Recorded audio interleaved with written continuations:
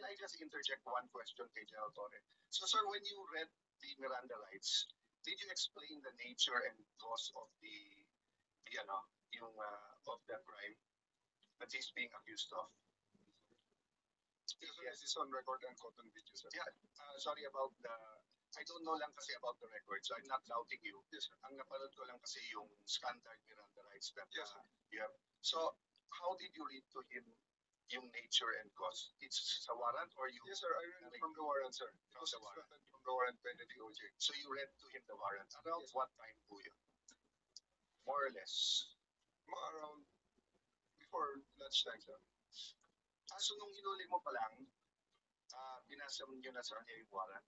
Kasi nung nakita namin video, sir, sa airport, the wife of former ESP Caldea was asking, di ba? And Ma'am Hanilet was also asking. At sinabi nyo, I don't know what you answered, but basically hindi nyo pa pinakita yung warrant, di ba? Yung mga video na yun, sir, gabi na yun, sir, tapos na lahat na yun, sir, paulit-ulit na lang, inuulit-ulit. No, what I was saying is that ang nakita kong video, yung palabas pa lang sila, and you were informing him naman na meron warrant, di ba? Palabas sa tube, sir. Sa tube. Yung palabas sa tube, sir, when the party of the former president is going of the tube, doon sir sa mismong junction ng tube at sa yung moving junction, sir, ng tube, he was already met by PG, who attempted to read him his rights. Okay. And they said, huwag na, pababayin natin ang tensyon doon na sa 250. Okay. So they attempted to read him his rights. And dala nila yung warrant on, hindi ba? Yes, sir. Dala na, sir. Dala na nila? They will not. So yung issue na walang dala, that's not true kasi dala nila. Hindi sila lalabas sa plane, sir. Ano condition nila? Hindi kami lalabas sa plane pag wala yung warrant. So yung warrant. Okay. Yes. So did you or any of the people who were serving the warrant explain to him the elements of the crime? Yes, sir. The whole warrant was already to them. So just because it's simple naman, what are the elements of the crime against humanity na may murder? If you explain to him, then you can explain to me, diba? So what's the elements? During the time, sir, it was not me who attempted the reading of the rights. It was the prosecutor general. Yes, sir. But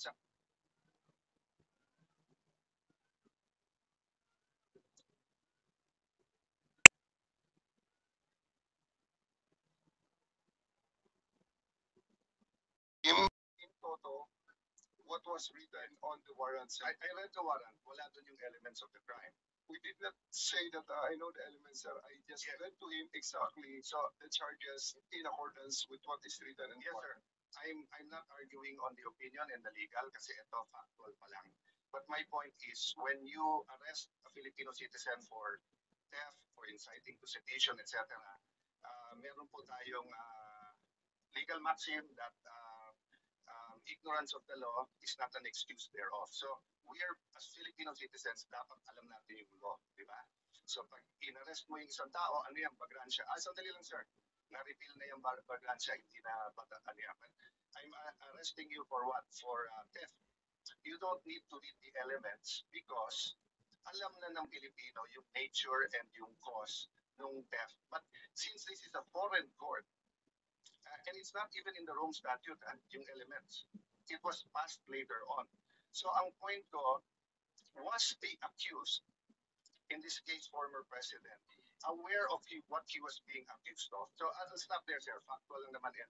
I take your answer that it was the warrant was there, it was read to him, and there were different. I won't go to them now. I'm just making the point that even if you serve the warrant, kung hindi niya alam at hindi alam ng lawyer niya, how do you expect him to run to court for to get legal remedy? So going back, Attorney Alexis, sir, so is the ability to seek legal remedy part of due process? Meaning if you deny me, if you're accusing me of something, my warrant of arrest, and you don't allow me to go to Philippine courts, is that denying you due process?